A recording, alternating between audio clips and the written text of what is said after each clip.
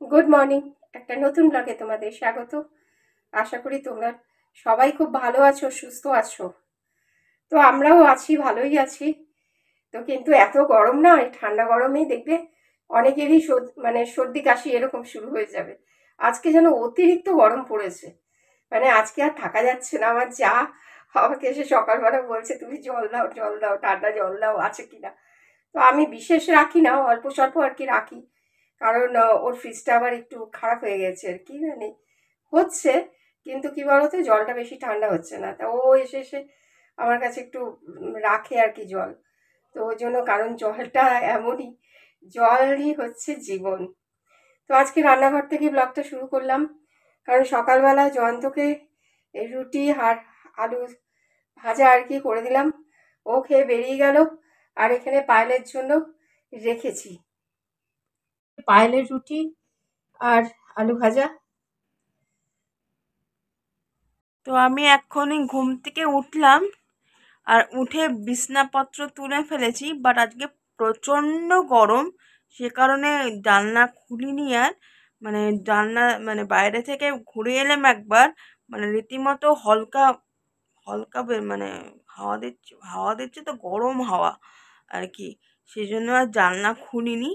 আর অনেকেই কালকে জিজ্ঞাসা করেছো যে বাবার কি হয়েছে, কেন আমি বলিনি সেটা।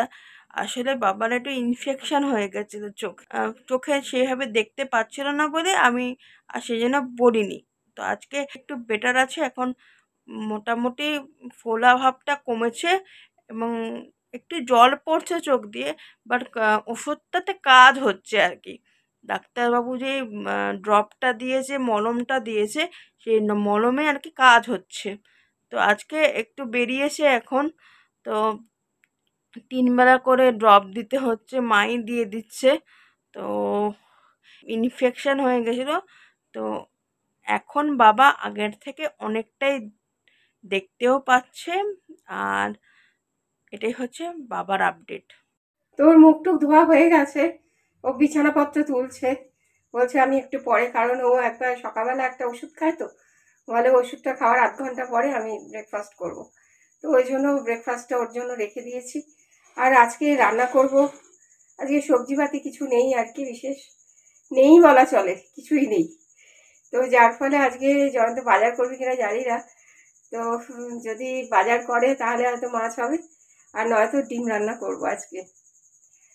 তো এখনো রান্নাঘর থেকে বেরোতে পারলাম না, জানো। তো এখন রান্নাঘর থেকে বেরিয়ে, এখন জল আছে, একটু জলে একটু দুটো কাছাকাছি করে একটু মেলে দেবো। তারপরে স্নান করে দেখছি, ভাবছি আর কি, চিন্তা করছি যে ডাল ভাতটা করে রাখি কিনা। আর নয়তো আগে পুজো দিতে চলে যাবো স্নান করে। কারণ আজকে না, যাই হোক, এখন অমাবস্যা চলছে তো। তো ওই জন্য আজকে আমি একটু উপোস থেকে, ঘরে কালিমা আছে, সেই জন্য একটু আর আজকে যেহেতু বৃহস্পতিবার পুজো দেবো।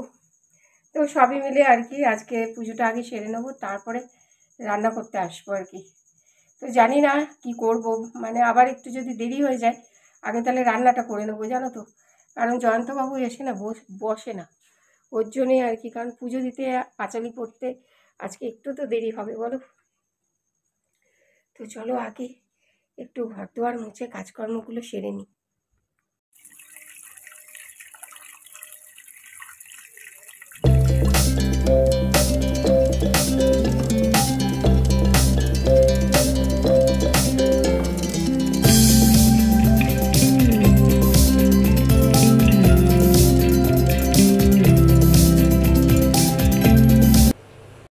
তো অবশেষে রান্নাঘরতেই চলে আসলাম, কারণ একটু দেরিও হয়ে গেল। আর জয়ন্তবাবু আমাকে ফোন করে বললো যে আজকে মাছ বিশেষ ভালো পাচ্ছে না। তা আমি বললাম ঠিক আছে, তাহলে আমি দোকান থেকে একটু ডিম এনে নেবো, ডিম এনে ডিমের ঝোল করে নেবো।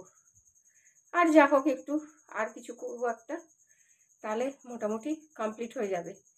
তো আমি একটু নিরামিষ খাবো, কালকের একটু পনির আছে তো, ওই পনিরটা ভেবেছি আমি একটু পনির দিয়ে একটু লুচি টুচি করেই খাবো, কারণ অমাবস্যাটা ছেড়ে গেলে তারপরে আর কি ভাত খাবো। তো চলো।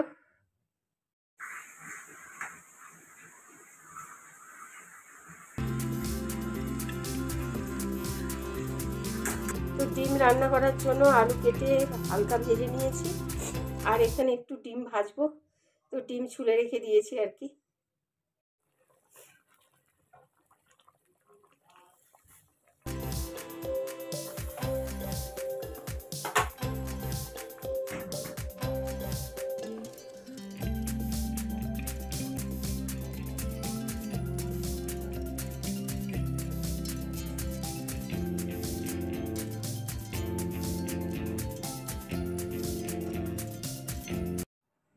তো এখন স্নান সেরে পুজো দিতে এলাম। তো ঠাকুরকে ফুল দিয়ে আগে স্নান করিয়ে ফুল দিয়ে সাজিয়ে নিয়েছি, আর ঘটও পেতে নিয়েছি, লক্ষ্মীর ঘট। আর এখানে তো সব ঠাকুরই রয়েছে, বাবা লোকনাথ, সাই বাবা, সবাইকে একটু সুন্দর করে সাজালাম আর কি। তো খাওয়া দাওয়া করে উঠলাম, আমি এই ঘরে এলাম, আর বাবা বাবা ওখানে ওই ঘরে একটু রেস্ট করছে, আর মা বৃহস্পতিবারের পুজো দিচ্ছে এখন। তো কিছু কথা না বললেই নয় তোমাদের, হয়তো প্রত্যেক বাড়িতেই মারা এইভাবেই স্যাক্রিফাইস করে, কিন্তু আমি আমার আমার দেখা নিষ্ঠাই তোমাদের কাছে আজকে বলবো। মানে আমাদের দিকে তাকাতে গিয়ে মা নিজের ছোট ছোট খুশিগুলোকে, ইচ্ছাগুলোকে বিসর্জন দেয়। মানে কি বলবো, মানে নিজের দিকে অবহেলা করে আর কি নিজেকে।